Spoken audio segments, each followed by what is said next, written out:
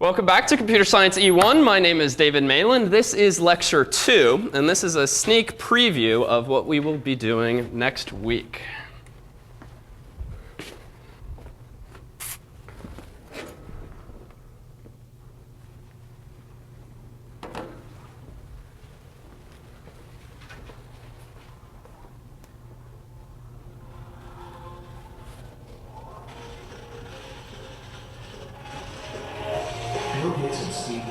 Were never ordinary kids. Why only computer? Because they do what you want them to. And while they didn't know it then, their paths would cross Something really going on out there in California. to change their lives and change the world. But I don't even think anyone knows who we are. Good. That's our stuff. You realize that's actually still in our book. You know Bill Gates, chair of Microsoft? Who wrote in your island? It's good to see you.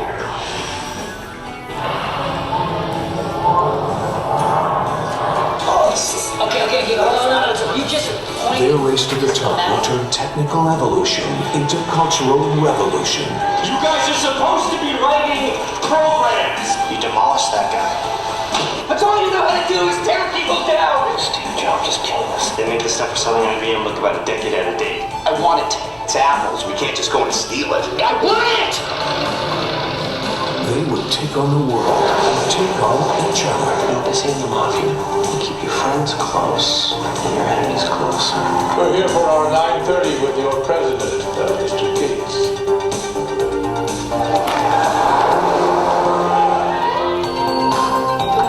Your player? Oh yeah.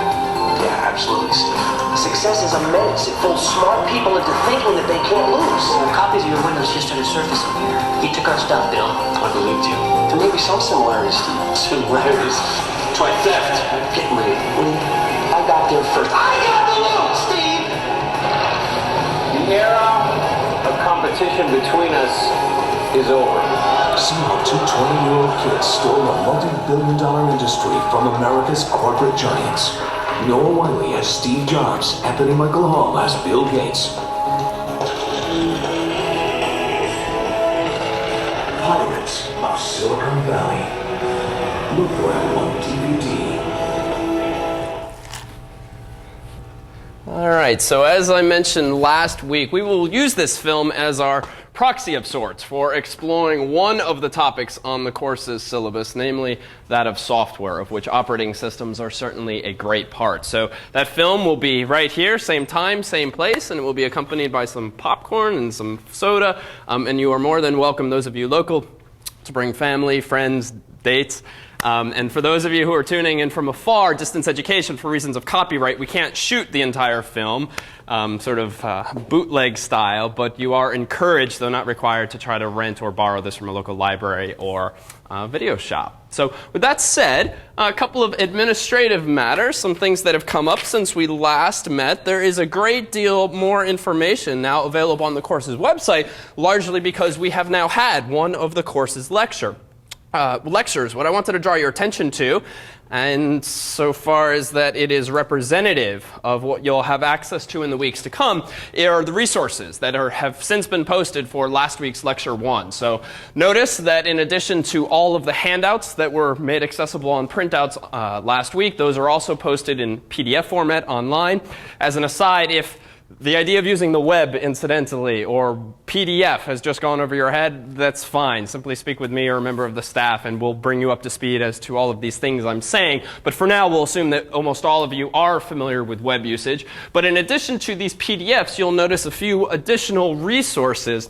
As promised, the teaching fellows have kindly taken scribe notes of sorts. So for those of you who were hopefully engaged mentally and audibly and conversationally in last week's lecture, know that you do have, as a resource, a wonderful outline of last week's lecture. Dan Armendar has happened to do this particular set of notes.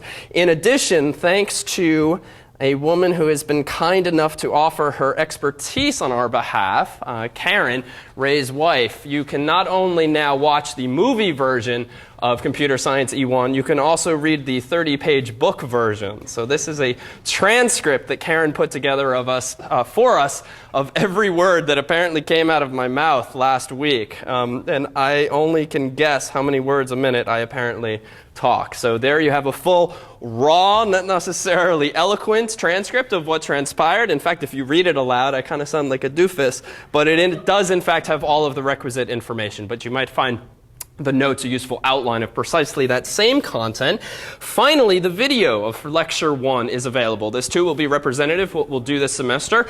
In addition to the real video versions, which some of you who have taken distance courses already might be familiar with, there's two other formats. Know that the real video format right now is publicly accessible, but if you pull it up, you'll notice that you can choose from a number of different formats, and essentially you will get, if you choose the highest quality version of this, a video that roughly fills your screen as it is now. And then after a few moments, we'll begin streaming what you already saw last week. And in addition, that's usually synchronized with slides that I was using on the overhead. So everything's nicely synchronized. In addition to that, you will find that the videos are currently available in two other formats. Which one is best, we will defer to you. But as promised, the course is available via podcast, which means you can access the course via iTunes or more directly via a link such as this. So if you're familiar with the QuickTime file format, you can access a downloadable version of the course that you can save to your laptop, hard drive, or whatnot. And you can also view a Flash-based version of it, which we'll also come back to in a moment. And this version essentially is smaller, but plays immediately within the confines of your browser window. So in short, you have no excuse for ever missing a lecture in this class, since you could literally have it read aloud to you this semester. But just know that these resources are available to you. And know, too, if you were just rather overwhelmed by all of these different technologies, we have a workshop coming up this Saturday, which addresses precisely those issues. So Ray will say something about that in just a moment. Notice, too, though, that on the Videos of the Week link for the course's website, thanks to the course's staff, we have a wonderful first set of videos. As promised, roughly each week during the semester, we'll release a thematic set of 4 or so videos of the week, 5 to 15-minute bite-sized segments, if you will, on some very specific topic. So what you have, for instance, here, if I choose one of the 4, and if, again, you choose the Flash version, and Flash is particularly well suited for relatively short videos where you don't mind watching it within your browser window, you will see, actually, you'll see a goofy guy come up here in a moment. We don't need more of him. Let's fast forward to the good stuff. So you'll see here Ray offering a 10 or so minute expose of upgrading a PC. And the other videos that are now available include adding RAM to your computer, changing your BIOS settings, and finally dissecting a PC. So you'll see similar sets of videos like that released in the future as well. And if that weren't already enough, mind you, this is just ways to access last week's material.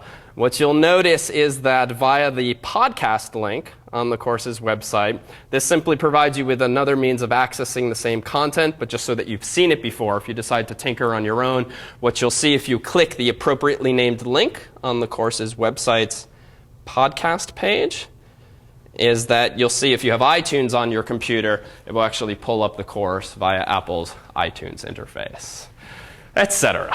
So no excuses really for missing any content in this course. And there will be additional content in the form of sections and some workshops and so forth. So it's all there. With that said, are there any questions? Now that we've so lowered the bar to accessing the course's information. No? All right. We got that down. Notes, transcripts. OK, one other thing, and it's been great. I spent this past weekend answering 10 or so not dumb questions that arrived digitally. So you'll notice on the left-hand side of the website, in addition to having this link to the Not Dumb Questions website, we are also now currently listing the most recent 10 questions that have been asked. And if you just click on one of those links, you'll see what answer has been posted in response to that. Finally, problem set 1 has been released tonight. So you should see a handout, among others, tonight that has lots of 0s and 1s on it. That is the course's first problem set. It is due a couple weeks from now on October 11th. And as per the directions atop that problem set, you can either submit it on paper right before class begins that Wednesday, or what we would encourage and will ultimately expect as we progress in the course, that you'll submit it electronically, essentially by typing up your answers in Microsoft Word or some similar format, and then just shy of the deadline, you would be expected to go to the course website's Dropboxes page, accessible via the alphabetical links at left. And if you follow the on-screen directions, you'll simply upload your file to the website where the teaching fellows will then have access to it. Sections and workshops. Final two announcements before the new juicy stuff. Tonight begins the first of the class's sections. These are smaller, more intimate classes led by the course's teaching fellows, usually more hands-on, more practical, whereas lectures are obviously more conceptual and more verbal. They begin tonight, as Ray announced over email. If you didn't see it, if you chose Wednesday section as your first preference last week, guess what? You won Wednesday section. Everyone got their top choice. And if you chose Saturday as your top choice, you have been assigned to the Saturday section. You'll probably find that Wednesday is a bit larger than Saturdays if you ultimately want to tweak or find yourself wanting more attention. But they do begin tonight. So come 7:35 p.m., if you would like to follow one or more of the teaching fellows to the computer lab downstairs, tonight is the night, if you're in the Wednesday section, where you will take a PC, like the one I had up here last week, and not we, but you will actually get your hands dirty pulling things out and hopefully putting them back in eventually, but also walking through things on a verbal tour of sorts with all of the teaching fellows by your side. Saturday will repeat that same process, and in fact, Saturday we have one other option, which is the optional workshop. The first one is entitled Using a PC and the course's website. This too is optional, but this one in particular is really catered to the neophytes in the class. Those of you with a little hesitation as to all the magic I was just discussing up here, or if you're a little uneasy with using it. In fact, let me allow Ray to give a quick pitch as to what you'll do in this one. So even if you feel like you're comfortable using a PC and going through the course's website, I do recommend coming anyway, because we'll lay down a framework and a vocabulary upon which we'll build for the rest of the semester. All right, excellent. That's it for announcements. So any questions from you? The Saturday section will be headed where? The Saturday section will be in this building in the basement, Science Center B09. It's the PC computer lab there, as will the Wednesday section. And I'm sorry? The workshop on Saturday is at 3 p.m. At 3 p.m. And for your reference, all of this information is always posted on the website if you ever miss an announcement. Anything else? All right, so here's a doozy of a question. What did we do last week? What did you learn last week? I'll take anything. All right, binary code. All right, sorry, binary's already been said. Binary code we learned. So binary is the language that computers speak, made up of zeros and ones, fundamental building blocks for everything we did then. All right, what else did we do last week? Okay, so we took apart the inside of a CPU. I'll be a little more precise. We took apart the inside of a computer, because recall that the CPU was just that piece of ceramic with metal prongs, and that we did not physically expose, but typically people will refer to a computer in desktop form as the CPU, even though, as you saw last week, that's only a smaller component of it. But sure, we did that. What else? Okay, good. So we talked about hard drives and storage. And recall, we began the night by discussing how magnetic storage specifically works. So let's lead up from where we left off last time, which was with this discussion specifically. We said that there is, in a typical computer, sort of a pathway between a computer's CPU, which we just mentioned, and the CPU, in layman's terms, is the brain, and the processor, the brains of the computer, the thing that does all the thinking and the math. And we have the hard drive, which in layman's term does what for you? Storage, right? It's where you store your documents and your programs in such a way that if you pull the plug or shut down, everything still stays there. But we said in between these two things last week, and this was one of the notes we concluded on, you have this other type of memory. And this other type of memory is RAM. So why this duality of memories? What does RAM do, or what's it used for in contrast with a hard drive?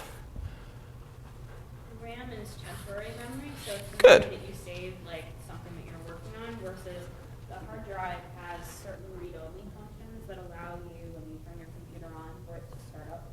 Okay, good. So whereas RAM is used for temporal storage, data is only saved there temporarily and essentially only when you're working on it, a hard drive, by contrast, is for long-term storage. And I would redact your comment about read-only, but I would say that the data that's stored on the hard drive is permanent. And by permanent, we mean when you turn the power off. You can certainly delete data, but it's not based on the computer being on. Yeah? When you turn off the computer, is the RAM wiped clean every time? Good question. When you turn off your computer, is the RAM wiped clean? For all intents and purposes, yes. As soon as there is no longer a flow of electricity through the computer to maintain the zeros and ones that were tucked away in the RAM, yes, you lose them when the electricity goes off. So just to put this into context then, when you double-click a program on your computer, like Microsoft Word, in effect what is happening, this is cutting some of you off, you are double-clicking Microsoft Word.exe on your hard drive. In effect, the computer is then loading all of the zeros and ones that comprise that program, that is, the zeros and ones that Microsoft put together in such a way that the end result is a nice word processing program. They're temporarily loaded into RAM.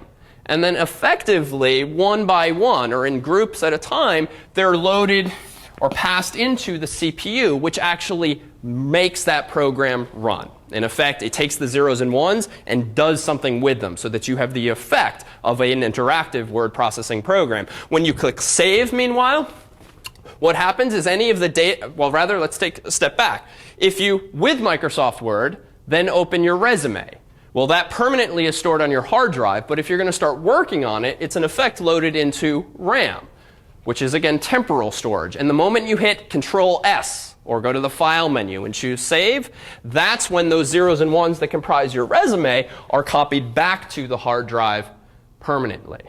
So ergo, consider the all too common, or at least familiar situation in which, for whatever reason, you haven't been saving a document during the hour or so that you've been working on it.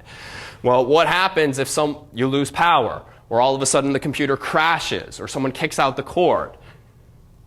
Which among you have had this horrific experience where you failed to save your data, and for whatever reason, I mean, me too, multiple times. And that's typically because you've either lost power or the computer has crashed while your important bits, the document you're working on, the spreadsheet you're working on, the email you're composing, whatever it is, they're still stored in RAM because that's where bits lie when you're actually using them and interacting with them. And if you fail to hit Control-S, they never actually get tucked back away onto the hard drive. Now the number of hands that go up each year is steadily decreasing because companies like Microsoft are building in sort of dummy-proof features to things like Microsoft Word, whereby even though you might not proactively be saving your document every few minutes, a lot of programs these days are doing it for you. So that if you actually, how many of you, for instance, have had the experience of losing power, computer crashes, you know you haven't saved your document, and yet the next time you boot up your computer and load Microsoft Word, it actually gives you a little window and says, hey, do you want to recover this file or that file? Well, what is it doing? Without your knowledge, it's just writing those bits out to disk without you asking it to. And the quantities, let's throw some numbers out here just because they're so commonly seen in print and heard verbally. How big is a typical hard drive again? 60 what? Yeah, so 60 gigabytes, and I'll go somewhat lower as a lower bound for maybe a laptop. 20 gigabytes to maybe, I just the other day, as I think I said last week, bought a 400 gigabyte drive. A little trivia, how many cents per gigabyte did I propose you never pay more than? 35. Yeah, roughly 35 cents a gigabyte. You need not spend more than that for a hard drive such as the ones that look like this that we've been passing around. Simply because that's the price point these days. In fact, you can do as well as 24 cents a gigabyte. Now that might seem sort of like quibbling over nothing. 10 cents? Well, multiply this by multiple gigabytes, and you're talking $10 savings, $100 savings, depending on how big the drive is. Contrast this with RAM. How much RAM does a typical computer have? 512 megabytes. So 512 megabytes, and I'll go a little lower for a typical bound these days. 256 megabytes to maybe 1,024 megabytes, aka what's 1,000 megabytes? 1 gigabyte. It's just the same thing as 1 gigabyte. And for instance, my computer, and I'll use my computer as sort of the extreme sometimes, not that I'm bragging since it's a silly sort of thing, but you can get computers with 2 gigabytes. Servers will tend to have 3, 4, maybe more gigabytes of memory these days. If your computer, by contrast, is still in the age of 64 megabytes, 128 megabytes, the requirements of today's software are steadily outstripping your computer's capabilities, simply because they're demanding more RAM than that. Let's put one other number on the board. If these are measured in size, how do you measure the performance or quality of a CPU typically? Yeah, and the speed of it is in megahertz, or more commonly these days, gigahertz. Right? So clearly there's a pattern here. Almost all the answers end in mega or giga so far tonight. So what's a common speed for a CPU? Wrong context. 400 RPMs refers to hard drives, not CPUs. So it is in megahertz, gigahertz. Just give me a number. I'll take 700 megahertz up to, who has the fastest computer in the room? That's not me. 3 gigahertz.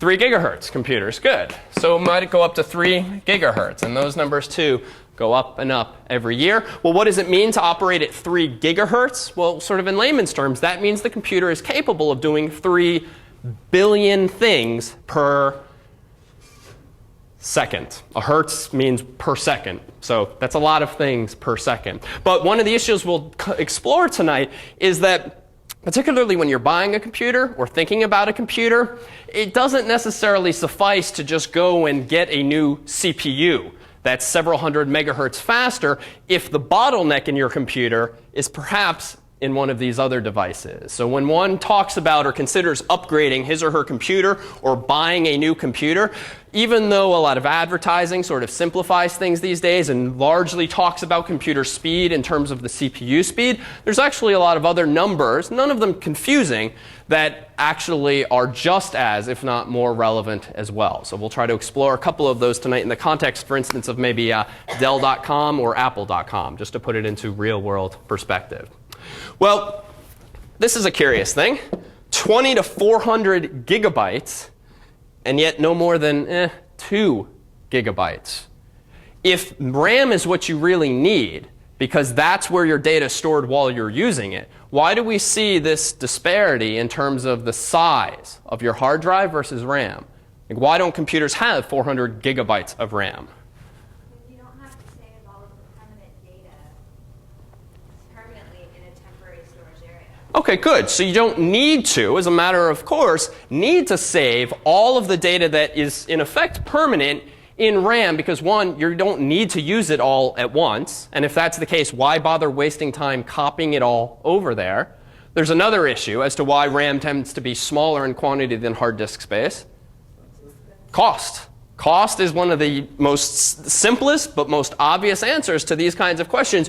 In computers, why do you sometimes have less of something than the other? Probably because it costs more, or because you don't need it, because you simply don't need it for performance reasons. So RAM tends to be faster than a hard drive, because again, like I said last week, there's no moving parts. And that usually in the world of computers is a good thing. One, nothing can really break, at least physically. And two, anytime you have mechanical motion besides failure, that just takes time. Mechanical devices are slower, so whereas these things have the platters that we discussed and are read sort of like a phonograph, RAM, purely electrical. Faster, more expensive, slower, but cheaper. And in fact, let's introduce one other type of memory into the foray, because we'll see it in common advertisements today. It turns out that in this sort of pipeline that exists between your hard drive and your CPU, there's 2 other types of memory. And I'll draw them as 1, 2, and the pathway continues in this spirit. What types of memory are these? Do you know? L1 and L2. Good, cache. So these are sort of the finer print that are, in fact, in a lot of advertisements, and they're sometimes pitched as being a good thing for the consumer, but often the consumer doesn't really have control over what quantities of these types of memory you get. It's more a function of what CPU, for instance, you're buying. But yeah, they're called L1 cache for level 1 and L2 cache for level 2. We don't have to even go into detail here, but I've tried to draw them somewhat to scale in that hard drive is big and slow. This is faster but more expensive. This is even faster and more expensive. And you tend to have maybe, let's say, 512 kilobytes to maybe, let's say, 2 megabytes. Though you can even have more than that these days of L2 cache. And then L1 cache, even faster, but relatively more expensive. And you have maybe 32 kilobytes to maybe 1024 kilobytes. But these, again, are just typical values, not necessarily absolute bounds, small or big. Yeah? What was those L1 and L2? Is that like an actual piece that you buy? Or? It's a good question. In what physical form do they come? Usually in a form that you can't see. At least L1 cache is built into the CPU usually in a way that you can't physically see it. L2 cache often is built into the CPU in some way, though in some computers L2 cache will actually be on a separate card, similar to the RAM DIMMs that we passed around last week. But you as the consumer wouldn't buy these separately. Typically, they would again come as sort of a package with your CPU. Okay, so why this complexity or why this pipeline? Well, for now, just suffice it to say that because you have this pathway where you have a lot of storage out here but relatively slow, all sort of leading down this pathway to faster, albeit more expensive memory, computers essentially today can make use of this fact that the closer you get to the CPU, the faster the memory gets, so that essentially the job of L1 cache is to make sure that there's always some bits that are just waiting for the CPU, just waiting to get fed into the CPU, and then being there for the CPU to return values to, if necessary. It's just like keeping someone really fast, sort of the old analogy of, or scenario of people trying to put out a fire by passing buckets along. Think of it as you get down the line, the buckets move even faster and faster so that there is always a guy right next to the fire, right next to the CPU, with water, with something for the next guy to actually make use of. Well, that's all. And we'll come back to this later tonight in the context of some real-world advertisements. Yeah? Would this schemata allow us to make sense of what happens when you click on something and you get the spinning wheel while it's waiting to do something? A good question. Does this scenario allow us to put into context the situation when you click on something and the thing is just spinning? Your excuse me, cursor is spinning, your computer is waiting. Yeah, let's see if we can actually do that, because very much related to the situation, let me take this approach first, is something called memory, but called virtual memory. How many of you have virtual memory in your computers? So only one of you or two of you know it. But if you have any sort of modern computer made in recent years, you all have virtual memory in your computers. We as humans like to be able these days to run multiple programs at once. Right? We don't want to have to quit Microsoft Word just so that we can load Internet Explorer or some other program. So you as the user often have 2, 3, a dozen different programs running in Windows in your system tray or taskbar and so forth. But again, computers, as we touched on last week, can only do one thing at once. They just give you the illusion of doing multiple things at once. Printing, spell checking, just because when you're talking 3 gigahertz, if that thing's doing 3 billion things at once, it can certainly trick you into thinking it's doing everything at the same time. Well, computers can use this fact to their advantage, because suppose you have Microsoft Word running, but you haven't been using it for 10 minutes, for 20 minutes. You haven't bothered to quit it because, who cares? It's just back there in the background minimized. Well, what a computer will do is recognize that fact and exploit the relative dormancy of certain programs. In what context? Well, if you only have a finite amount of RAM, let's say 256 megabytes of RAM, isn't a huge amount these days.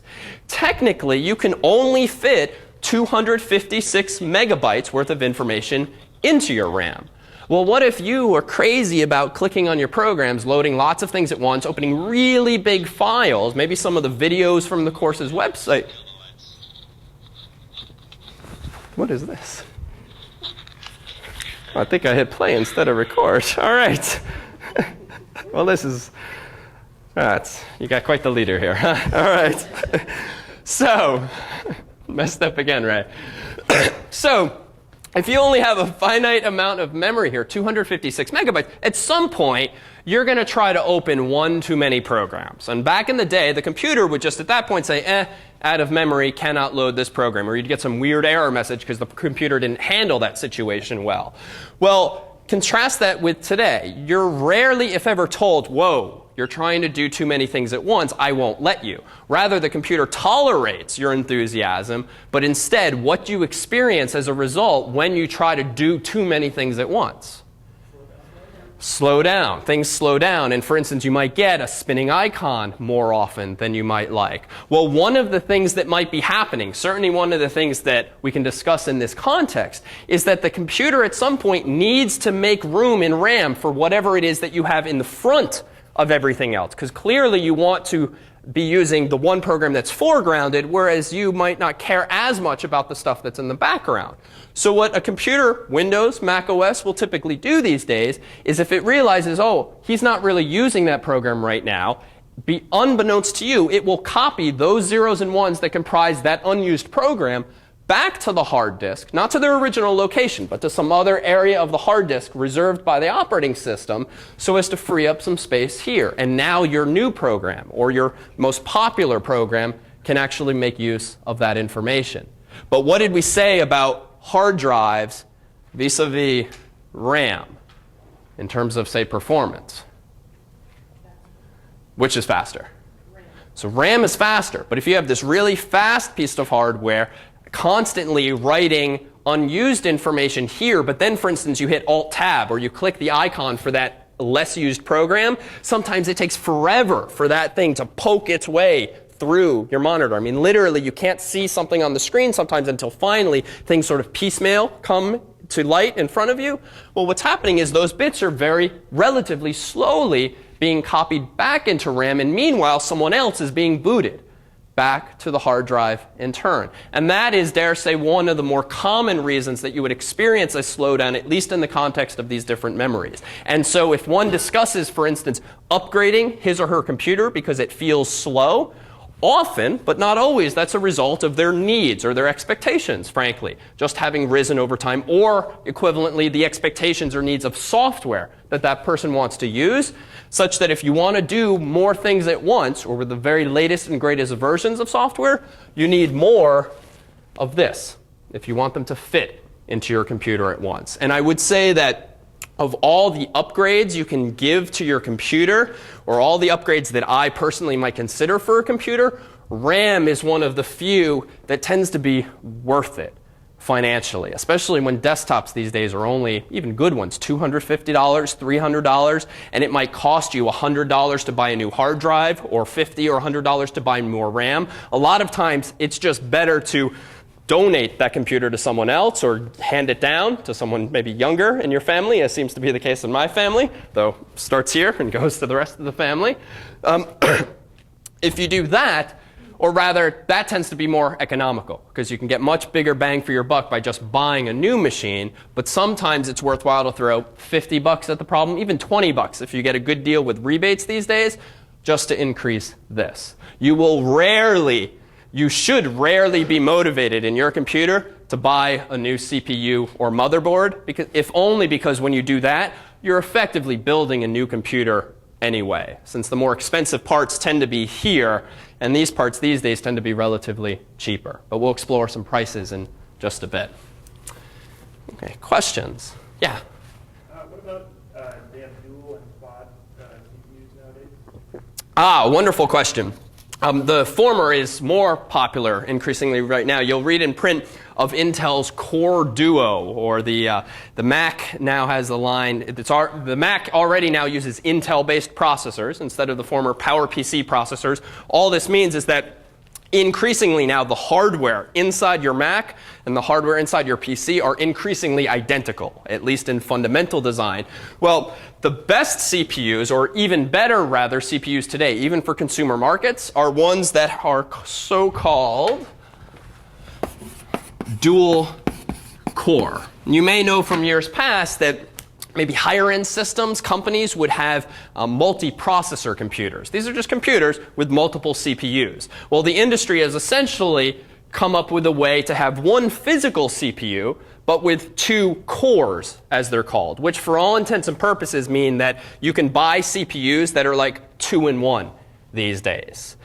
Not all software, and including Windows and macOS, don't take very good advantage of this duality of CPUs these days. However, one of the gains you do certainly get from having a computer that has a dual core CPU is that you can do at least two CPU intensive things at once.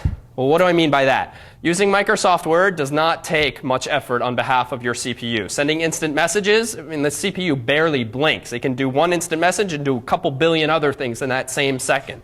If, however, you're a programmer doing what's called compiling, that is making software and sort of putting all those zeros and ones together, if you're a researcher and running analysis programs with very large data sets, if you're a scientist or so forth. Therefore, in a normal computer, such intense computation would really bog down your computer. The beautiful thing about dual core machines is that operating systems today tend to at least be smart enough to put that really CPU intensive program on one of them effectively, leaving you the other to send your instant messages and check your email. And I don't even mean to make light of that. The most recent computer that I built, whose specs we can take a look at, is dual core because it allows me to do research on one of the CPUs, background tasks that used to just bog my computer down to the point of unusability. Now I can essentially keep working on my machine while it churns away doing something very intense. So would a CPU with like a dual core with two 700 megahertz be better than one with like 1400? It's a good question. So is a CPU with two 700 megahertz cores, for instance, better than, the same as, or worse than one computer with a 1.4 gigahertz CPU? The short answer is that it depends. And it depends partly because of the reason I hinted at earlier, that the CPU isn't necessarily the sole bottleneck in your computer. And so it's hard to answer that question out of context. And the best way to answer that question would actually be to look at online reviews or reviews in magazines that actually run what are called benchmarks, because essentially representative tests with graphics programs, with games, word processing programs, and it'll give you a sense of the trade-offs. I will say that this gentleman over here mentioned that his CPU is 3 gigahertz, and there are, in fact, faster CPUs than that today. The dual-core CPUs tend actually not to run as fast for a couple of reasons. Heat is one of them. 2, it's not as necessary when you can distribute the load properly. But those numbers, too, will get bumped up. But it's a hard question to answer out of context. One thing I will say, and we will similarly come back to this in a future problem set, if you're thinking about buying a CPU that's, for instance, 2.2 gigahertz, or maybe you're offered the option for $200 more, you could get a 2.4 gigahertz CPU. Rarely is an additional 100 or 200 megahertz these days worth the asking price. And this is how Dell, for instance, and other companies upsell you. They give you a very good computer for a very low price, but if you start tinkering with the numbers and tweaking things up, just because you think, ooh, 2.4 megahertz is bigger than 2.2 megahertz, therefore this is going to be a faster computer. And the fact of the matter is, for a typical computer user, you won't even notice the additional 200 megahertz, whereas you might notice the additional $200. Question, yeah?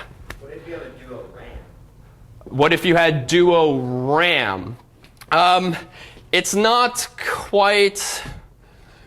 The logic doesn't apply quite as aptly, since you can simply throw more RAM at the problem. You could certainly devote one set of RAM to one core and the other set of RAM to the other. But the reason that dual cores is particularly helpful is because, in essence, notice where everything in the computer leads to. And at the end of the day, that tends to be one of the bottlenecks. But it's not unreasonable, and you can come up with ways where that would be advantageous. Yeah? Yes. Hyperthreading is a feature that was touted by Intel, and I think it may be AMD, perhaps with a different buzzword, which is that the CPU gives the illusion of being multi-threaded, and that means gives the illusion of being more CPUs than just one.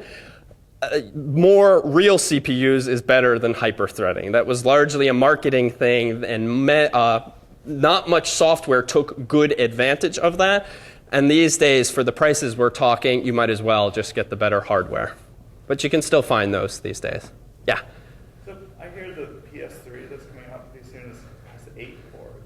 And is that like just 8 cheaper cores rather than one really expensive one? So it's a good question. I don't know much about the PlayStation 3, as this gentleman notes, which may have multiple cores, as many as 8. That can refer to different things. I'll defer perhaps to section or workshops where Ray or one of these guys who is more familiar with today's games than I am. But what that could refer to is, one, the CPU in the box. It could also refer in part to the graphics cards, since, as we briefly discussed last week, expansion cards expand the capabilities of your computer. Well, a computer will usually have a video card, and those themselves these days often have CPUs themselves, so that all these crazy, flashy, and interactive video games that are so incredibly mathematically intense in order to generate the illusion of real-time video, I suspect that if it does have multiple cores, most of them are probably devoted to the graphics. But I can't really speak to specifics or what the specs would be right now. Other questions? So just to wrap this up, secondary storage, why is it called that?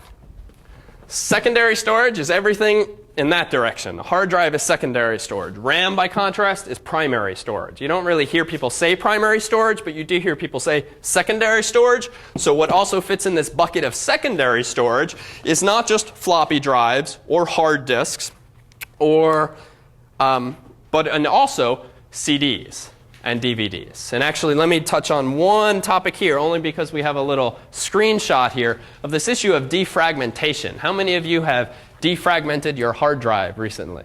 Wow. And you do this because you pull up the program yourself, or you're prompted by the OS to yes or no? Do you want to defragment your hard drive? Pull it up. You do? Interesting. OK, so defragmenting the hard drive essentially means the following. When you use your computer a lot over time, the computers these days on hard drives are smart enough to store your data in a non-contiguous manner. Well, what do I mean by that? Well, if we think of a hard drive or a floppy disk or other media, but really hard drives is where this is relevant, as just one platter, one of these disks that you probably saw last week. There's a whole bunch of magnetic particles on top of that thing. Let's just think of them now as zeros and ones.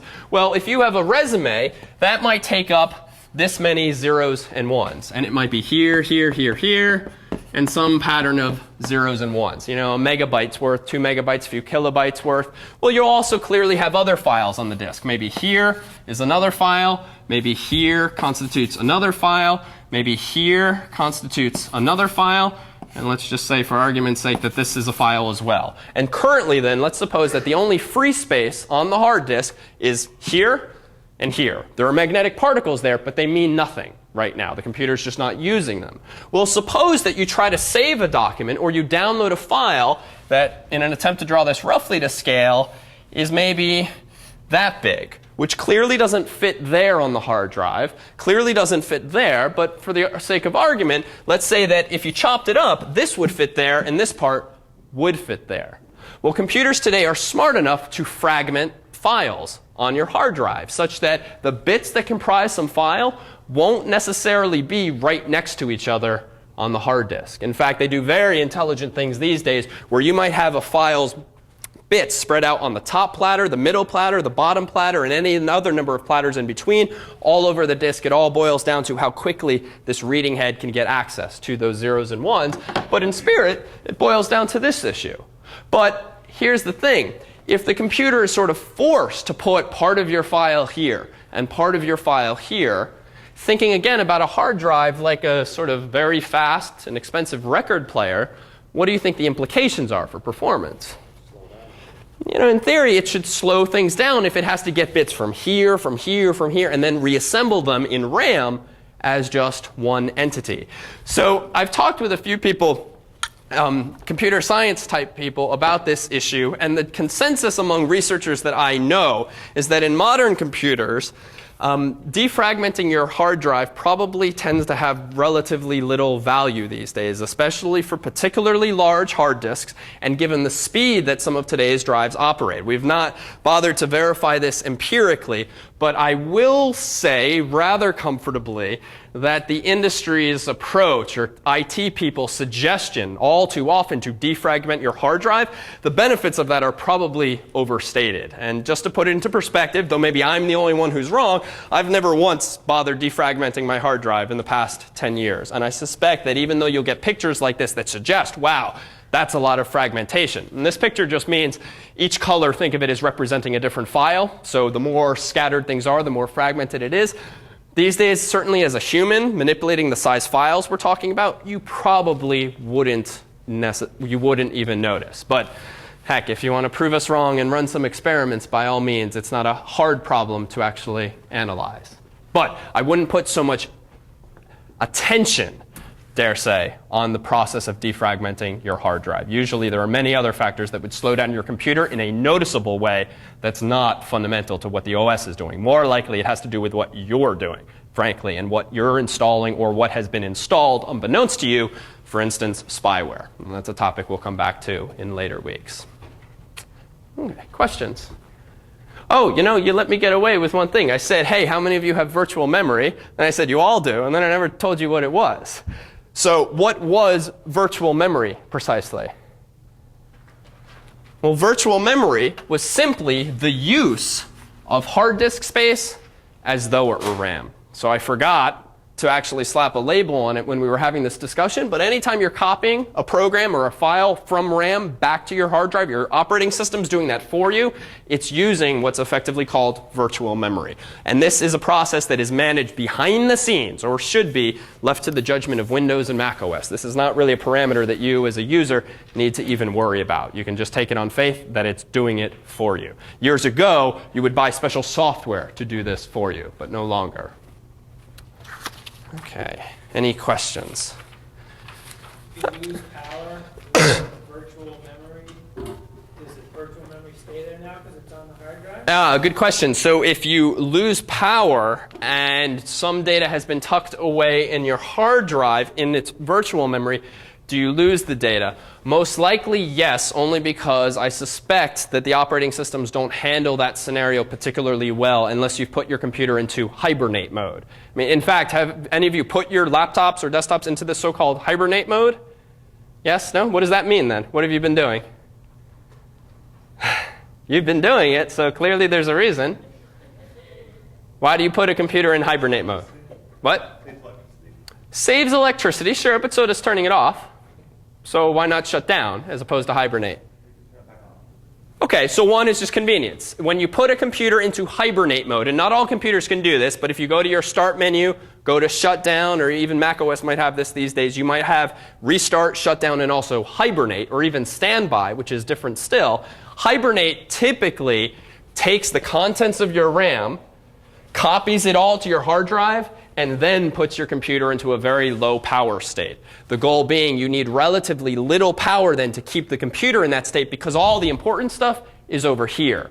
And when that little progress bar starts moving across the screen, when you've woken the thing up from hibernation, still takes a few seconds, maybe a minute, but that effectively is the process of those same former contents of RAM being put back in RAM. But while it's hibernating, the computer's not bothering to spend electricity maintaining the zeros and ones here. Standby mode, by contrast, take a guess what that does. Pretty much keeps, yeah, everything where it is in a lower power state. So right, the screen turns off, the drives turn off usually, but stuff pretty much stays in RAM. And so if you just put your laptop, it's useful for laptops. In standby mode, you can throw the lid up, hit a key, and pretty much be up and running much more quickly. But you're spending more electricity. And if I leave, for instance, my laptop unplugged in standby mode in my bag for a few hours, it'll often be dead by the time I pull it out because it is using electricity. Yeah? It goes bad and it pops back up and all your icons are bigger and it's telling you to safe mode. Yes. Safe mode, which is a largely Windows term, but there are equivalents in other operating systems, essentially means that the computer has booted up without loading most everything you've installed on it. Specifically, it tends not to load what are called drivers. And you'll see this implicitly in next week's videos. But long story short, for now, when you attach a new piece of hardware to your computer, you're usually prompted these days, right? It might say, oh, detected new hardware, your hardware is ready to use. But sometimes it says, oh, detected new hardware. What does it then tell you to do? You have to install what's called a driver. So for tonight's purposes, suffice it to say that a driver is just a piece of software that teaches your computer how to speak with some brand new piece of hardware. The reason that Windows and even macOS and other computers are plug and play, quote unquote, to some extent, is just because Microsoft and Apple have so preloaded them with companies' drivers in advance. But when Windows XP shipped several years ago, clearly all hardware that's been invented since then could not have had its drivers put onto your PC. And so if you're ever prompted, to download software, quote unquote drivers, or put the CD in the drive that maybe came with your new web camera or digital camera or printer, that's simply because your computer doesn't yet know how to talk to that new device. And so the drivers allow it to speak that device's language. Safe mode then, we'll see if my voice persists for this lecture. Safe mode essentially is Windows or even macOS's attempt to say, whoa, something bad happened last time. Let me shut most everything off and let you get into your computer at least, so if you have the savvy, you can try to figure out what the problem was and remove the software. The irony is, though, these days, if you're in safe mode, at least in Windows, last time I checked, you cannot load usually the add remove programs wizard. So you're sort of in this catch-22 where in order to remove whatever the offending software is that created the problem, you have to boot in safe mode. But safe mode, to protect you, doesn't allow you to add or remove software. And this might not be true with the latest version, but safe mode is not ideal, since most typical users wouldn't know what to do when they got there, except to restart and go back to normal mode, which often leads you to an endless loop of crashing. Other questions? OK, how about a little video then? Let me rest my voice for a moment. So you've all used probably a CD, whether it's in a car stereo, home stereo, or even your computer. But let's take a glance at what, in fact, is going on inside of a CD-ROM drive, which, again, is just another form of secondary storage. How can a CD-ROM disk hold so much more than a conventional disk? The CD drive reads data with a beam of light so narrow that the information can be squeezed together much tighter. You see, a laser diode creates this concentrated beam of light. The light travels through a prism, then through a lens and magnetic coil that focus the beam even more. On the underside of the compact disc itself are millions of tiny bumps called pits. That's right, the bumps are called pits. The same surface has smooth areas called lands. These pits and lands are translated into the binary language of bits and bytes used by the computers. OK, so we started that without much of a context, but all of you have probably used either music CDs or CD-ROMs. How much data do these things tend to hold these days? 700 megabytes. Yeah, so a typical CD-ROM disk that you might buy when you get Microsoft Word, or you might get when you buy a new printer or digital camera. A CD tends to have maybe 650 to 700 megabytes worth of data, or at least no more than that. If you buy a CD in the store to make your own CDs, these aren't called CD-ROMs, but they're rather called CD-Rs. So you can even buy these in CDS these days. That's how sort of common this kind of technology has gotten. CD-ROM, R-O-M, we saw that last week actually. It means what?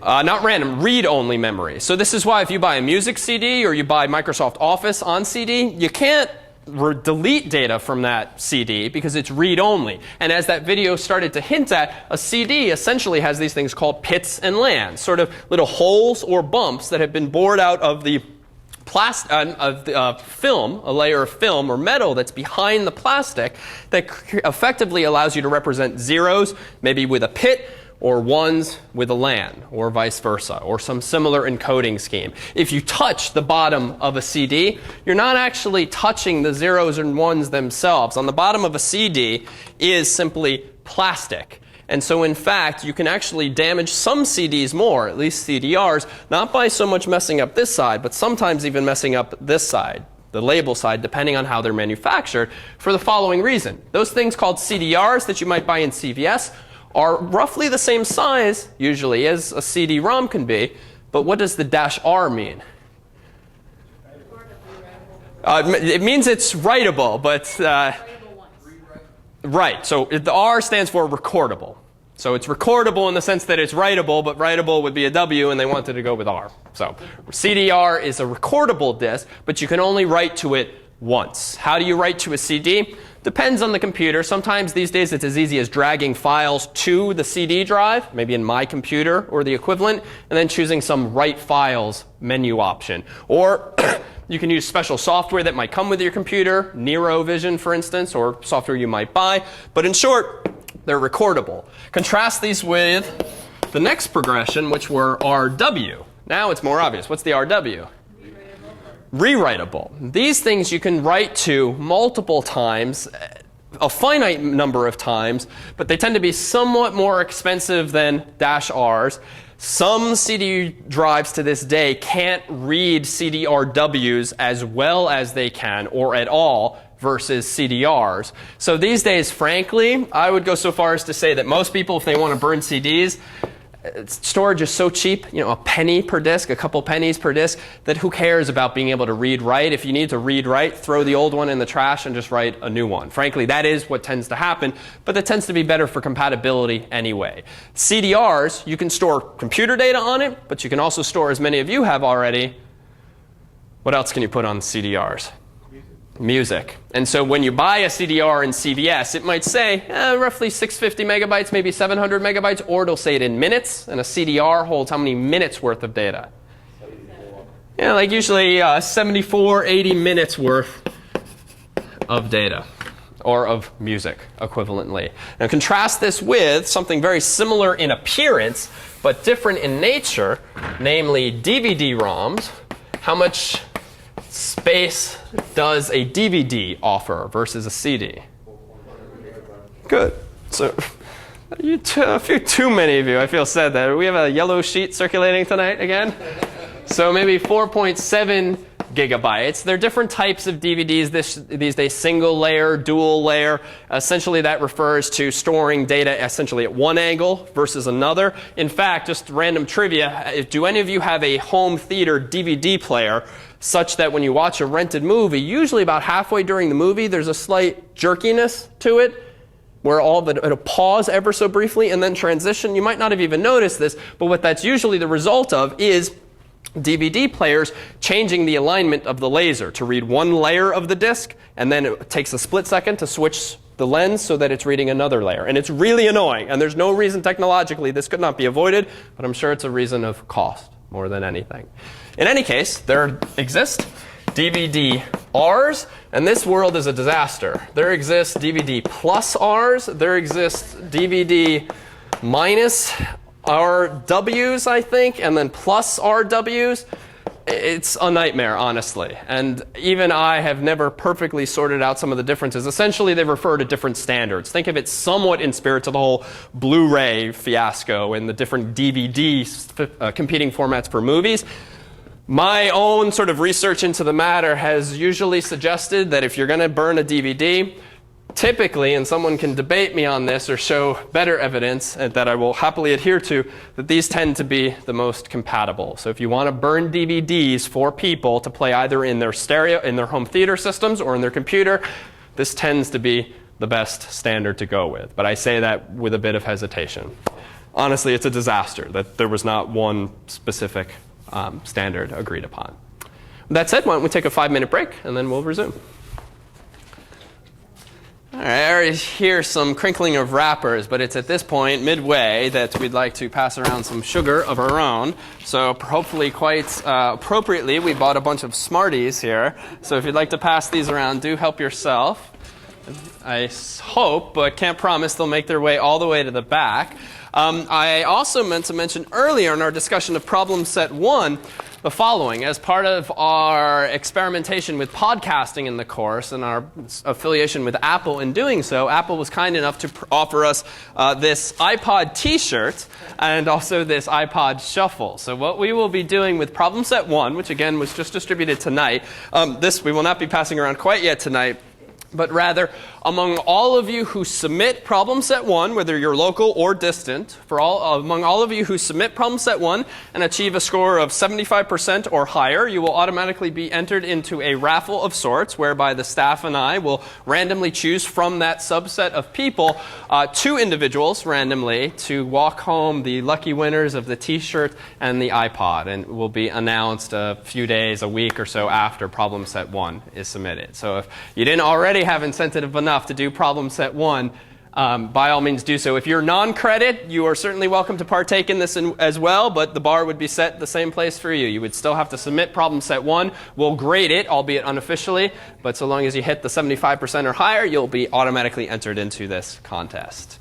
All right, so with that said, there's a bunch of technical detail on the slides entitled rewritable and recordable disks and so forth. And that's not meant to suggest memorization or so forth, but it's slightly more technical detail on how pits and lands, for instance, are represented on a disk. But just to recap, you have 2 types of optical media, as it's referred to.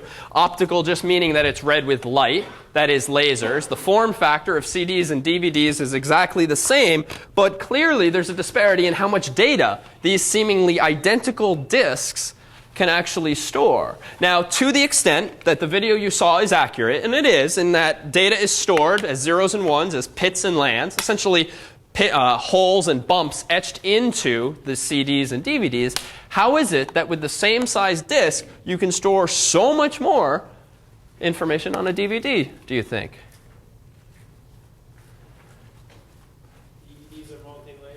Okay, so you have this issue of multi-layer, whereby with some clever light tricks, you're able to store one level of data and access it via a certain angling of the light, and then you can get at a different set of data just by a different angling of the light. How that is unimportant for now, but that's one way. Yeah? Okay, so you could use different wavelengths or frequencies of light. Translate that into more real terms.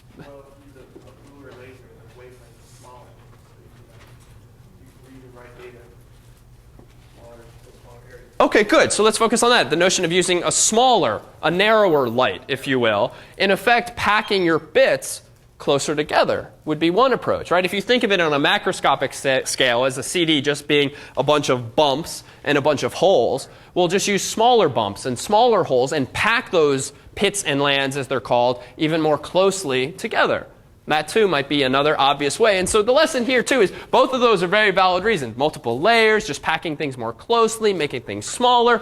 But there's not a lot of magic to a lot of this stuff we'll discuss in this course. And if you simply apply, as we just briefly did, just a bit of common sense, put on the proverbial engineering hat, a lot of the basic questions here you can hopefully begin to sort of answer for yourself just by conjecture, knowing some of these basics. Let's take a slightly more detailed look at that same drive.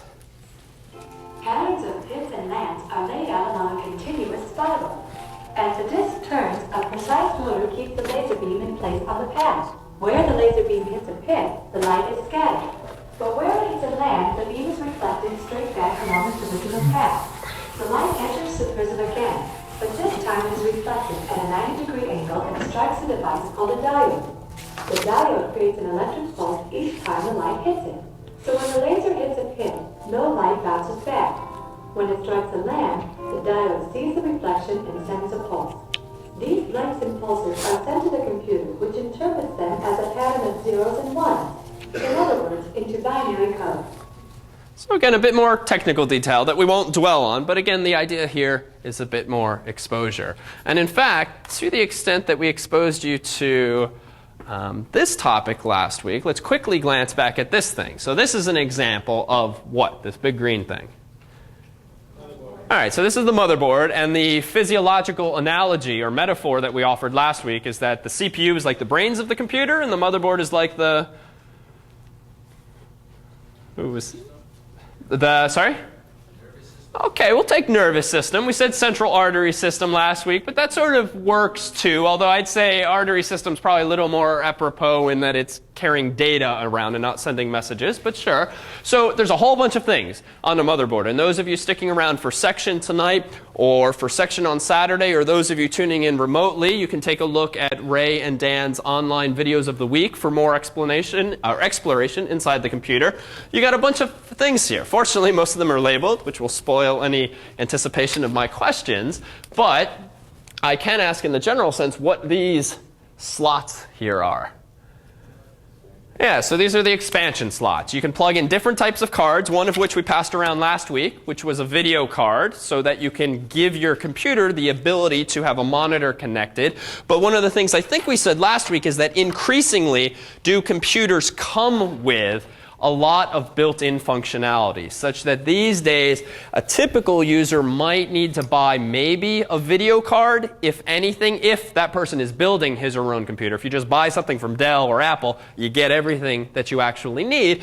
But you might also install something like a TV card, maybe. If you really wanted to watch TV in your computer, well, you often need special hardware to do that, and it might be a card like this, that in addition to having the ability to plug into the inside of the computer, on the outside might be like a coax jack for your cable signal or for your antenna or whatever. So what about these three slots by contrast? Yeah, so that's where your memory goes. And I think we've probably spent enough time on that for now, but let's actually consider, just so that, let's go back to these slots for just one moment. They're each labeled with these white values. So what are the taller black slots on the left here, apparently labeled as, if you can see it? Yeah, so ISA 1 and 2, I think, whereas the white slots to the right are labeled PCI. So these are just different types of expansion card technologies. It's not so important right now to dwell on the technical specifics, but suffice it to say that ISA is older and slower, and in fact is not even found on most modern motherboards. So this has no such ISA slots. PCI is newer and faster. Even newer than that is PCIe or PCI Express, which for our purposes is yet better, yet newer and faster. And there's also another related type of slot, which this motherboard does have, called AGP. And essentially these days you would often use one of these types of slots for your video card. And I say this if only because it may come up in, for instance, the games workshop, if you talk about hardware that's requisite for some games today. If you yourselves want to build a really fancy gaming computer, one of the relatively few things a gamer would pay particularly close attention to is these things, insofar as a really good video card could actually run you several $100s, which is more than some minimalist computers themselves these days. Yeah?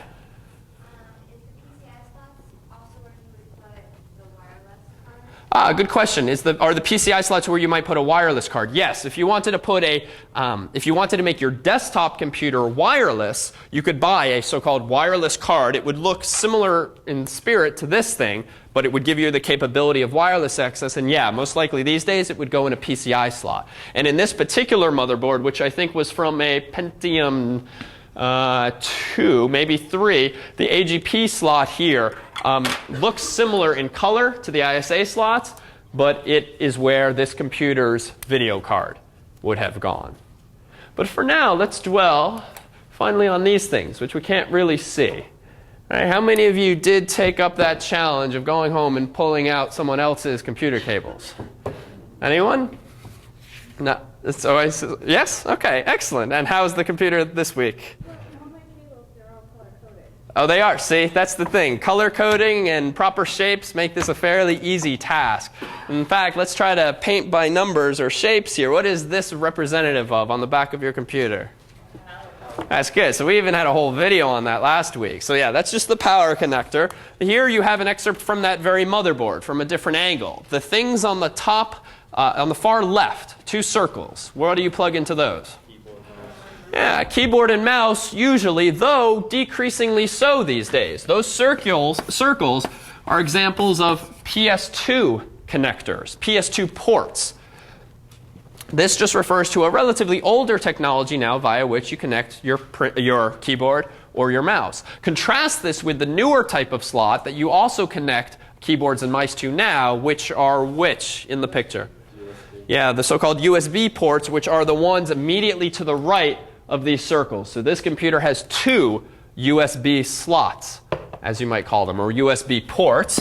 USB, as is often going to be the case in our discussions, newer and faster, and it's not restricted to keyboards and mice. In fact, for a while, lots of new computers, Pentium 3s in particular, were shipping with USB ports, but they were still shipping with PS2 mice and keyboard ports. And most PCs do still come with these as well, though you don't have to use them. And it was sort of a silly scenario since relatively few devices existed beyond keyboards and mice that could plug into USB. And it was a really stupid advancement in that light, in that you don't need a faster technology for human keystrokes and human mouse movements, right? A computer is doing billions of things at a time. Your hand's not moving that fast. You don't need a particularly fast technology.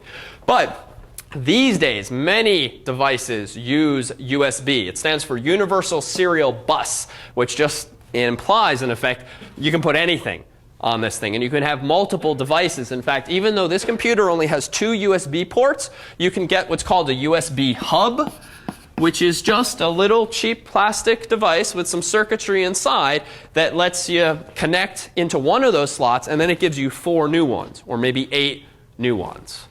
What kinds of devices connect to USB these days? Okay, so MP3 players like iPods and so forth. Cameras, digital cameras. Printers, memory sticks.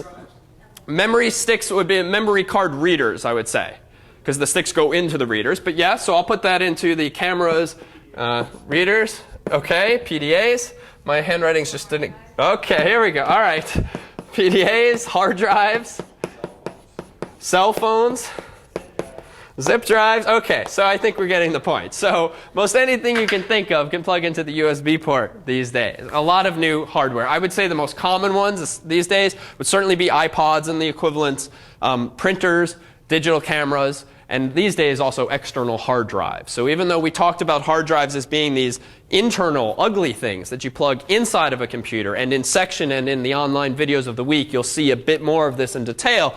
You can actually buy external hard drives these days, which are wonderful for backups. And we won't spend any time on this right now, but if there's one thing I can preach, only from personal experience, is that backups, as you yourselves may have realized, are a good thing. And even though I actually don't think there's very good user-friendly backup software on the market to this day, at least software that I find sufficiently mindless that it's worth doing, at least buying a $50, $100 external USB drive that you just connect with a cable that fits into a slot like that and just lets you drag files from your computer to like your D drive, which it would be called, or to another icon on your desktop, at least do something like that. And a lot of people do this to store their music and so forth, so as to connect it to multiple computers if they wish.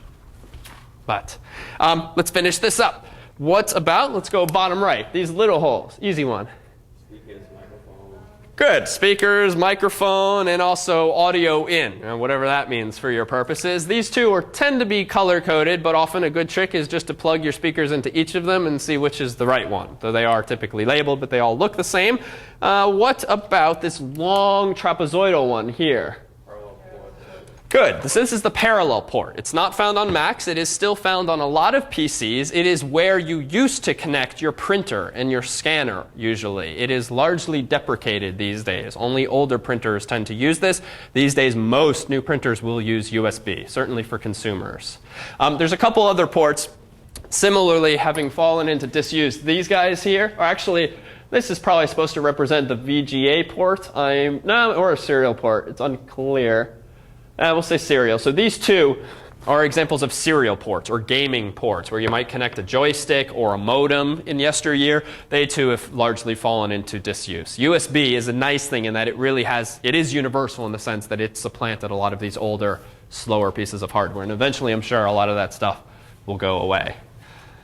There's another type of port that's not on this board. Those of you who might have a digital camera or an external hard drive use another type of port. Okay. S-Video, DVI, and FireWire. I'll take FireWire for the moment. So FireWire is essentially, it's again similar in spirit to something like USB in that its purpose is just to allow you to transmit data from A and B. It's not necessarily as flexible as USB, but FireWire is typically used these days for really high performance devices, stuff where you really want data quickly. For those of you who have nice digital cameras with hundreds of photos you might have taken, the faster you can get those off the camera and onto your computer, the better. So typically getting a camera that supports FireWire is a good thing because it in turn tends to be faster than any of the types of buses we've discussed up here thus far. And it comes in two different flavors. USB, FireWire 400, 800. Start thinking like an engineer. Which one's better? It's not a trick question. The 800 one tends to be faster. And for the specifics on these, actually, this is a good way to introduce one of the other resources on the course's website. We try not to inundate you with information in lectures, as there already is 30 pages worth, apparently. But you do have your sheets of jargon, which will often elaborate on some of the numbers and the specifics that are easy to get caught up in, but aren't that fundamentally interesting. But a wonderful website that we make use of on the course's website is on the left here, where we say Computer Dictionary. And if you were, for instance, to type in something like FireWire and then say look up, the Webopedia dictionary here is a wonderful dictionary for computer-related terms. And honestly, if you find that a term's not on our jargon sheet or you want yet more technical detail, I would certainly say start here. And it's a wonderful resource at that. Also, another useful website, even though it's maintained by effectively random people on the internet, is Wikipedia, if you're familiar. We'll come back to this perhaps next week, but if you do a Google search for FireWire and Wikipedia, you'll often get even more detailed and often even better vetted information because so many more eyes have been on it.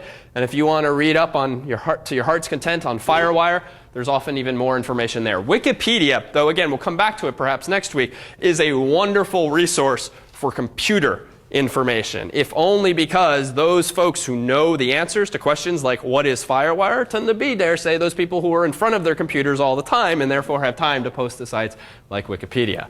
So that's at least my take on the situation, though perhaps we'll get some nice emails from random people from the podcast now. Anyhow, any questions on these types of ports, as they might generally be called, or buses? Just means of connecting devices to your computer. Yeah? A good question. How much faster is a regular USB 1 versus USB 2? Let's actually use this as a useful exercise here. So if I actually use Wikipedia, USB, search here. So Universal Serial Bus is what it stands for. And if we actually get the values, I always honestly forget the specifics myself, unless one of the teaching fellows knows offhand. Here we go. So I guess this, yeah, so USB 1 off, no, that's before. So USB 1, and I'm reminding myself partly off the cuff here, is about 1.5 to 12 megabits. High speed, aka USB 2, though there's even distinctions between those two, is about 480, what are we at, megabits per second. Much, much, much faster. Though buyer beware, it is the case, as I understand it, that just because you buy a device that's quote-unquote USB 2.0 compliant, you also want the box to say high-speed USB 2.0, because to my knowledge, there's a technical distinction between high-speed USB 2 and just USB 2. But I'll defer to sources more authoritative, though not that Wikipedia is necessarily authoritative, but it is good. All right, so let's, and this was, I was almost remiss. These two here, we'll come back to this in a couple of weeks' time in our internet lectures, but the example on the right is your right is an example of what? And it's just a phone jack. And the example on the left? Yeah, so the one on the right is called an RJ11 jack. The one on the left is called an RJ45 jack. And one of the activities we'll actually do in section around the time of our internet lectures is have you crimp, that is make your own Ethernet cable. And so you will have the challenge, the pleasure, the frustration, dare say, of actually making an Ethernet cable with two of those types of connectors on either end. And your moment of triumph or failure, perhaps, will come when we try plugging your homemade cable into a computer and into the wall and see if you can actually get our computer on the internet. So that'll be coming up in a couple of weeks' time. I/O devices, only because this is such an omnipresent acronym, we would be remiss in not even mentioning it. I/O in the world of computers just stands for input output, right? And this is sort of a mindless exercise that years ago used to be more interesting. But at this point in the lecture, we might fill the left column with input devices, the right column with output devices. Suffice it to say that a device like a keyboard or a mouse is an example of an input device, since you, the human, are providing input. By contrast, an output device is something like a printer or a monitor that provides, the computer provides the output to you, the human. And you can think of any number of other examples as well these days. All right, so the money question. How to shop for a computer. So let me pause here actually and see if we can let you guide this discussion to some extent, since really this is meant to be the culmination of a lot of the background material we've offered, but now parlay it into a real world context. Since at least at some point in the next year, 2, 3 years, you each will probably have some choice over or make a purchase of a computer yourself. Anything on your mind? Here's your chance. Free advice. Though I suppose we have that website now, free answers to your questions about the computers and the internet. So much for that. Oh. Has Microsoft Vista been released yet? No, not in its final form. That is the next version of Windows. It's much touted in the media of late, the successor to Windows XP. Sort of a disaster since it's been so many years since XP was released, and not releasing new versions of software is not the best way to generate revenues. It's also unclear to outsiders exactly what the value add in terms of functionality will be of the new OS. I would dare say that some of it is perhaps in greater stability, though anytime you overhaul an operating system, you're going to introduce other bugs and other security holes. A lot of it, I suspect, will boil down to user interface, flashier colors, translucent screens, and so forth. And I'm sure there will be some very real-world technical gains to it. But when it is released, I think is somewhat still up in the air since the release date keeps slipping. Are you not going to be the first early adopter? No. I am quite content with Windows XP after 4 or 5 years of updates that have made it a fairly stable operating system now. Yes?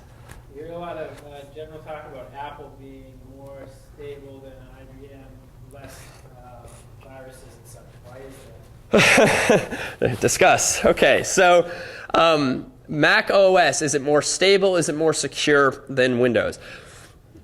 Numerically, macOS probably remains more secure to this day in the sense that relatively many fewer exploits, that is, viruses and worms and spyware, has been discovered or have taken advantage of that. Part of that is perhaps a function of how well designed the operating system is. Part of that is perhaps a function of how popular the operating system is. And it was actually interesting recently when John Hodgman, if you're familiar with the comedian who does those PC versus Mac commercials that are in vogue right now, he plays the PC guy. For the very first time, to my knowledge, Apple started advertising themselves as more secure. And they did not do this for long, even though people in the public would certainly point to macOS as being more secure. This is sort of a religious debate that even we have over in the CS department. And frankly, I am never convinced by any of those on the side of Unix and Linux and Mac OS that Mac OS and the like are better fundamentally than Windows. We are talking about huge pieces of software these days. And even though to some extent Windows might not have been as well designed, it's also not as clear because it's not open source. So I will sort of stand by the sidelines and say that I actually find the debate in real term to be useful because, yes, if you buy a Mac, you are probably more likely to be safe against various threats and exploits that a lot of PC users suffer. I am not comfortable saying that that's because the operating system is necessarily better just yet, though I'm sure you can find many hundreds of people to argue that perspective. It boils down to this. I, frankly, to this day, use a PC and Windows, not necessarily because I love it, but because it's convenient to use what most everyone else uses. And I actually find it to be faster for a lot of my purposes than Mac OS. I also have never been infected with a virus or worm in many years. So it is clearly possible running Windows to practice safe computing and not get yourself infected, to be honest. Typical users, this is harder certainly, and perhaps being a student of computer science, you have a bit of an advantage of avoiding the bad stuff. But I would say for a typical person, or for someone who's buying a computer for their parent, it is perhaps better just to go with something like Mac OS because there's just fewer attacks on it. With that said, and we'll last comment on Mac OS versus Windows, for many years I think Mac OS was touted as simpler and as easier to use. I would actually argue, since I just got my first Mac, I grew up on Macs and ditched them in 1997 and just this year got a Mac Mini again. I do claim, and I think that Mac OS is just as complicated and as poorly laid out as Windows is to these days. So frankly, I like neither. I don't know where that leaves me though. I won't even say that Linux or Unix is even better. I think most of them have not been designed with proper user interface involved. Whew, good question. I don't even remember what the question was now. Got on my soapbox there. Yeah? What's the state of the Eager if they have an emulator for Macintosh without Windows software? I heard there was new ones coming out that were fast. Yeah, so that's a really good point in that Mac OS, for instance, supports software, and I've not used it myself, but called Peripherals. And Dan can perhaps correct me on anything I say technically wrong here since he's our Mac guru. Peripherals essentially is virtual machine software. Just as virtual memory creates the illusion of more RAM, even though you're actually using hard disk space, a virtual machine is software that makes it look like you have another type of computer altogether. So on Mac OS, what you can essentially do is load up a window like you would any other program, but inside this window will be Microsoft Windows running inside of it, and with it any programs that you might like to run. Conversely, if you have a PC, you've not been able to run Mac OS in a small window. However, you've been able to run on Windows other versions of Windows in what's called a virtual machine. Frankly, I think this is not a permanent solution, being able to use one computer and then emulate effectively the other in a small window. I think the holy grail, if these two OSs ultimately coincide, which is more likely now that they're both on the same Intel CPU, is that you'd be able to just double-click one and run it on the other. But if that is compelling enough these days and it lowers the bar to saying, you know what, I'm going to get a Mac because I can still use PC software, then go for it. How much of a performance hit? Is there an extra layer? There's always a performance hit. Running virtual machines is not as good as running real machines. The best solution here is to buy a Mac and buy a PC, and then maybe connect them to the same monitor and toggle between them. I don't have numbers offhand as to what the hit would be, but it would be slower. Yeah? But with boot camp, don't you boot down completely out of the Mac operating system and boot up? Yes, so that is different. And again, Dan, pay close attention to things I might say wrong.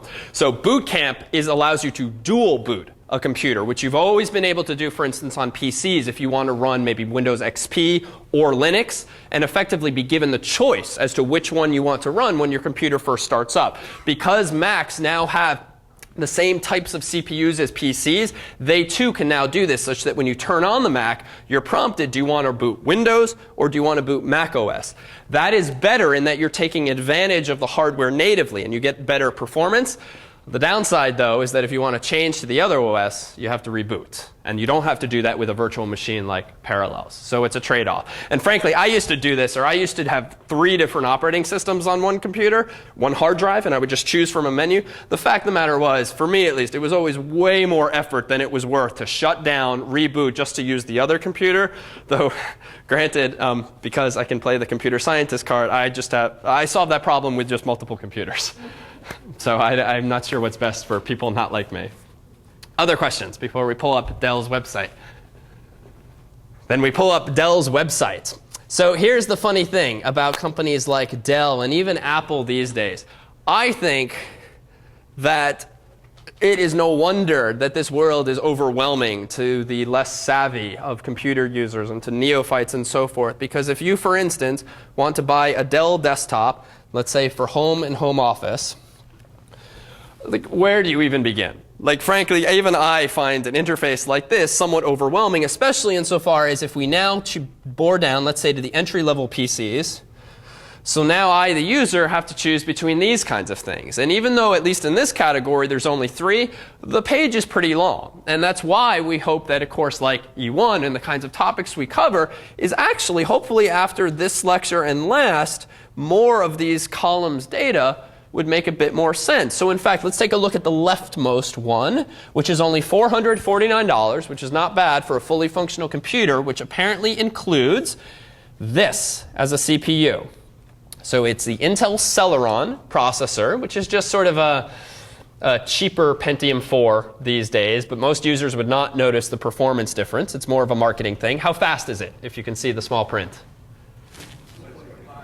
Yeah, so 2.53 gigahertz. That's plenty fast. Again, for a typical user, quibbling over 2.5 or 2.6, 2.7, you're not really going to feel.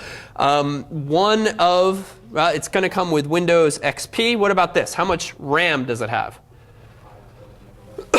Excuse me, 512 megabytes. So that's not bad. But there is where Dell and companies like them start to try to work you on the upsell. 512 is not bad. 1024, 2048 is better. And I'm sure if we add this to our shopping cart and start tweaking these values, we very quickly move away from the 449. But again, not a bad machine. Certainly, if you're only checking email, browsing the web, writing essays, this is more than enough. Because frankly, you could have done all of that 6 years ago for 3 times the price, but with much slower hardware, admittedly. What about the hard drive? How big is the hard drive? Yeah, so 160 gigabytes. That might sound big. I mean, how many of you have a hard drive that is that big or bigger? So relatively few. So that is to say, assuming most of you have computers, it sounds like most of your hard drives are smaller than 160. And I would go so far as to say that these days, for desktops, 160s, quite small, actually. Again, buy for $80 a 400 gigabyte hard drive. That's not so much money these days when you're talking for that much amount of storage. Here's a question then. For a desktop. Laptop hard drives tend to be more expensive per gigabyte. So when I've quoted these prices, it's usually for desktops. And usually for laptops, you won't get as large hard drives for reasons of speed, cost, performance, heat, and so forth. Well, here's a question. Clearly, we have a room full of people who are perfectly content, dare say, with their sub 160 gigabyte hard drives. Why are there all these people in the world that need 400 gigabyte hard drives? Yeah. Okay, true. So it goes without saying that they need it for storage. But why? Wherein lie the increasing demands? New software. No longer is Microsoft Word 5.1a on Macintosh 7.0 came on 4 floppy disks, as I recall. This was, 10, 15 years ago. 4 floppy disks. How big is a floppy disk? 1.44 megabytes. Okay, Microsoft Office these days comes on CDs, maybe even a DVD now. So certainly increasing software needs drive this to some extent. What's even more demanding than software, perhaps? Perfect. So things like photos, videos these days, iPods and cameras driving that, or music. Certainly, all of these things just start to take up space. Let's just put it into perspective, but we'll come back to this in our multimedia lecture. How big is a typical MP3? An MP3 is just a very popular format for sound files, popularized perhaps by Napster and those kinds of programs years ago. An MP3 constitutes one song, usually 3 minutes, 6 minutes. How big is a typical MP3? So 3 megabytes, maybe 6 megabytes. So usually in that range. I would say 2 to 6 megabytes. It depends on how you encode it. But think of that. These days, years ago, you could fit a whole program like Microsoft Word on 4 floppies. These days, you can't even fit one song on 1 floppy. And that just gives you a taste of the sort of increasing storage needs that arise. And especially when, what about backups? If you want to maintain backups, you effectively need what? Twice as much space. And that too is sort of a driving need, perhaps, for some of these needs. So a whole slew of reasons. And so it is not unreasonable for these numbers to be increasing steadily as they are. What about this? What kind of optical media does this have?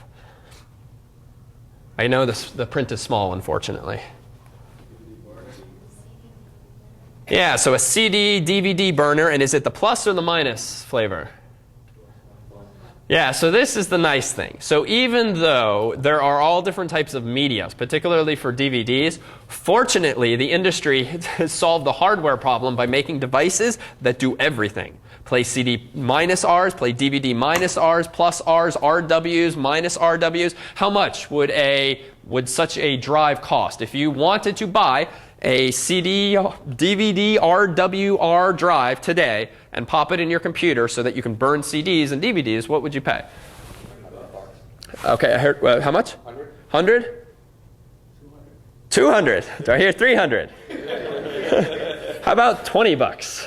20 bucks, maybe 30 bucks. In fact, just to put some of these numbers into perspective, one of the machines that I bought in pieces recently, in a good way, piece by piece for research purposes, was from a website called Newegg. So actually, if you want random, off-the-cuff, completely subjective advice, a wonderful website for buying computer hardware, if you're buying it piecemeal, not whole systems, would be Newegg. You have very good, very competitive prices, and their shipping time is remarkable. This is sort of one of the places that your geekiest of friends probably do their computer shopping from.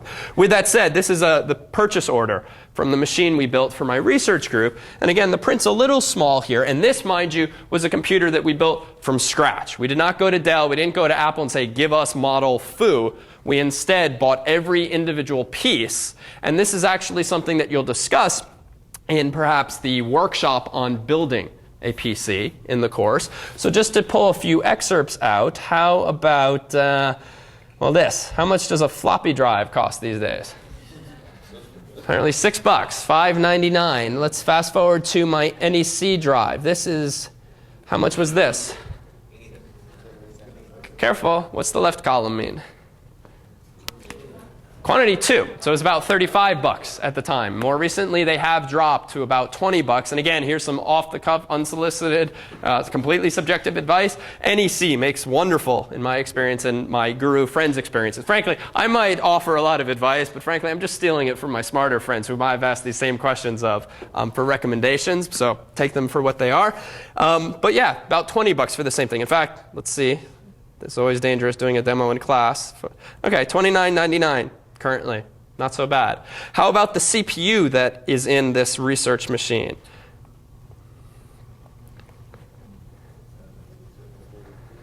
So yeah, so it's damn expensive, $632. And you want to see something really tragic? I built this computer, I think, in August.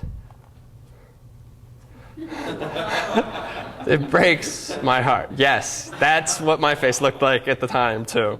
So anyhow, $632 at the time. 2-3 months later, $280. This is the way things work. This is also a function of this having been almost a top-of-the-line CPU, which this is one of these do as I say, not as I do. It is usually not necessary or wise or financially appropriate for a typical user. And by that, I mean someone with very normal needs, web browsing, essays, that sort of stuff, not research-type work. You're always overpaying for the highest end model of computer equipment. You'll pay $100 more, $200 more, and you probably won't, as a human, even appreciate the gain. So what we did in this case was buy the CPU that was, I think, just 1 tick shy of the top of the line. Had we gone 2 ticks down, which for a typical user would not have made a difference in terms of performance. For some of the research stuff we do, it would.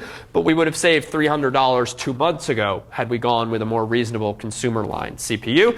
But how fast is this thing? 2.4 gigahertz, but it's almost like getting a twofer because it's also dual core. And that's effectively like having 2 CPUs in one. Yeah? Is dual core similar to having a dual motherboard? No, it's almost exactly like having 2 CPUs on one motherboard. The dual cores share everything else. And they sit in the form factor of that little square, essentially, that we passed around last week. So that was a teaser of Dell's site. And again, the lesson here is perhaps, hopefully, even though there's a lot of content on these, even in Best Buy's Sunday catalog, you'll see numbers like this, and even more, L1 cache, L2 cache, and so forth. Having a sense for the ranges that are appropriate and seeing them laid out in sort of good, better, best format should give you somewhat of a sense of the trade-offs, certainly cost-wise.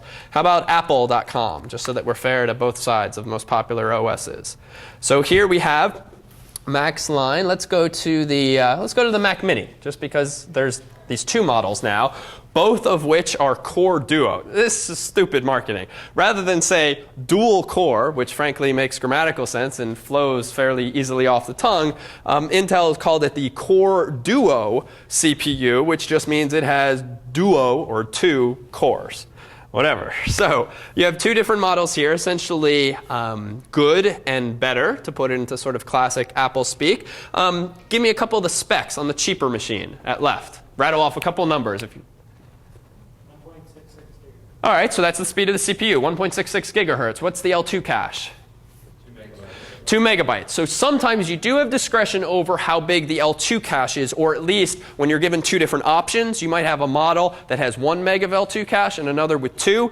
L2 cache tends to be a good thing, and buying the computer with more of it can, depending on your needs, offer some gains. And that's a number worth paying attention to. L1 cache, if it's even listed, really doesn't matter to anyone buying a computer to the extent that it's more a function of the CPU you're getting, rather than some line item that's separate. What about, what's this combo drive? What does that mean?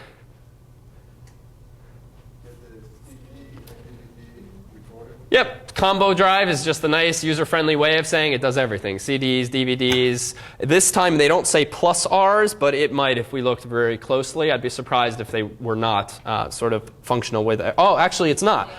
So this one, that's what you get for $200, is the ability to read your friend's poorly selected plus Rs, for instance. Yeah? So 1.66 gigahertz Core Duo processor, is that two processors that are half 1.66 or two 1.66? Good question. They both, as I understand the marketing, both of them operate at 1.66 gigahertz, both cores.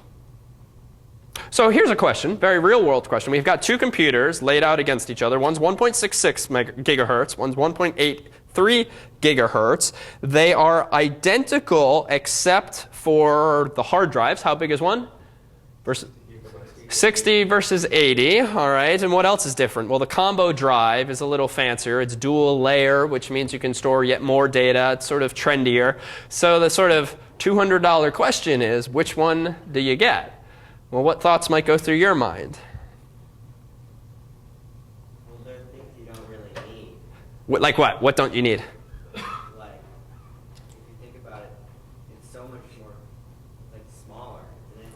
One on the left, bigger on the right. Physically, they're probably identical in size. So it's... What's that?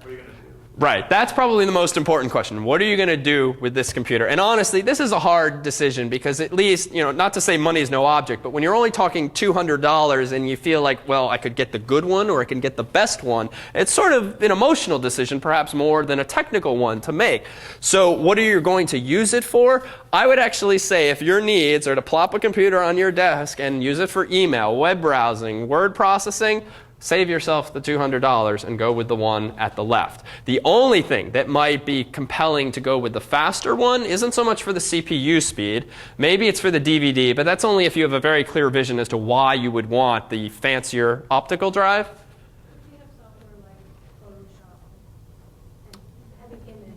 So what if you have a program, what if you like to use programs like Photoshop or image programs that do tend to be very CPU intensive? Then I would say that you're not so much the typical user anymore, at least as I would describe it, and are more of a specialized one, and you might gain from the additional couple hundred megahertz.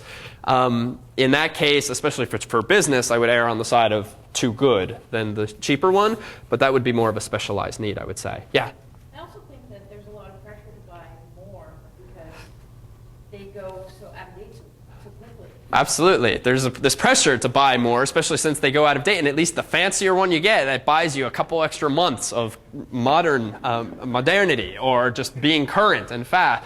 And it's hard, right? It's no accident that there's no clear decision, right? We're not talking about the one that's awful versus the one that's good. We're talking about a very small marginal difference. And one metric that I would say might be relevant to a typical user would be the hard disk space. But again, do you really want to pay $200 for an additional 20 megabytes? When by contrast, this is a desktop computer by design, if you're going to put it on your desktop for $80, you could buy a 400 gigabyte drive, buy a $20 enclosure, as it's called, which is just a metal or plastic box with a power supply to it, connect it via USB or FireWire, and bam, you just now spent $100 instead of $200, and you got 400 gigabytes rather than 20 more gigabytes. So at least having exposure to the different trade-offs hopefully can be of help.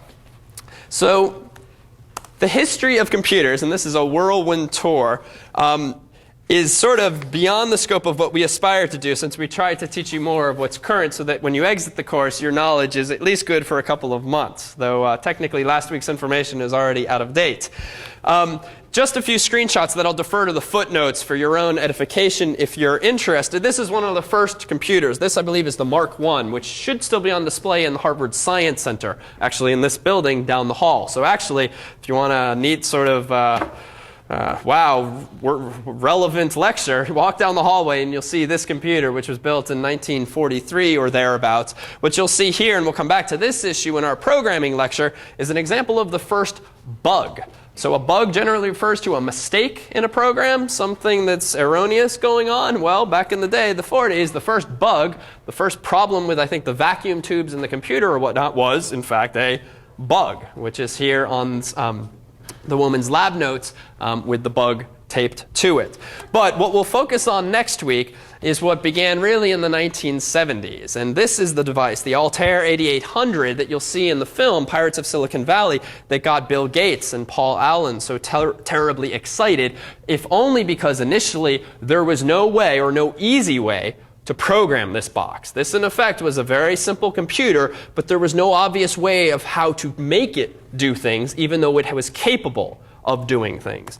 Well, this here, Paul Allen and Bill Gates from the 70s or thereabouts, this is perhaps their rivals, at least for marketing, from a marketing perspective, but you'll also see more personal interconnections in the film, Steve Wozniak and Steve Jobs, at least the latter of whom you're probably very familiar with. Started Apple, got fired from Apple, returned to Apple, and is, in a sense, rejuvenated it with the iPods, the so-called halo effect, and so forth. They will be prominently featured in the film. You'll see not only at the advent of the Macintosh, but also the earliest computer, the Apple II. The first most popular desktop program that actually propelled the Apple platform to popularity was something called VisiCalc. Essentially, the very first version of a spreadsheet program was one of the programs that really helped marshal in the personal computer era, certainly in the world of business. And simply moving from paper pencil ledgers to something electronic was a huge and compelling gain. Fast forward to the 80s, when even you might have had these green screen computers, might have played old-fashioned games this way. You didn't use floppy disks in the current sense. You used 5 1/4, literally, floppy disks that held a few kilobytes, a few hundred kilobytes of information.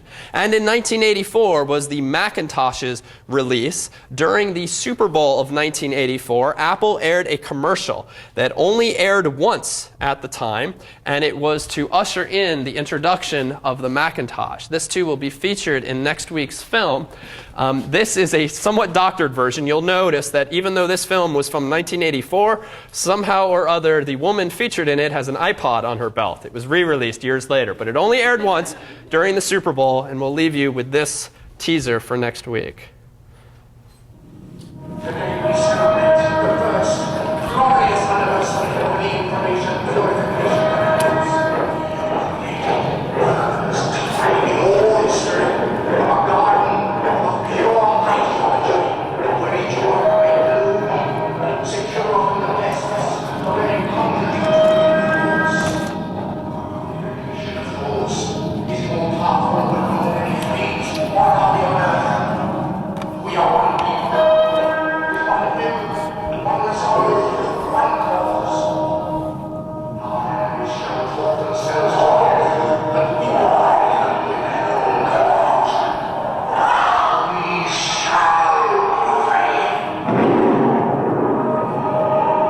On January 24th, Apple Computer will introduce Macintosh. And you'll see why 1984 won't be like 1984. It's no accident the film is overtoned in blue. At the time, the enemy, at least from Steve Jobs' vision, was supposedly IBM, aka Big Blue. But as the movie depicts, Microsoft was perhaps a greater threat. So with that cliffhanger, we'll see you next week.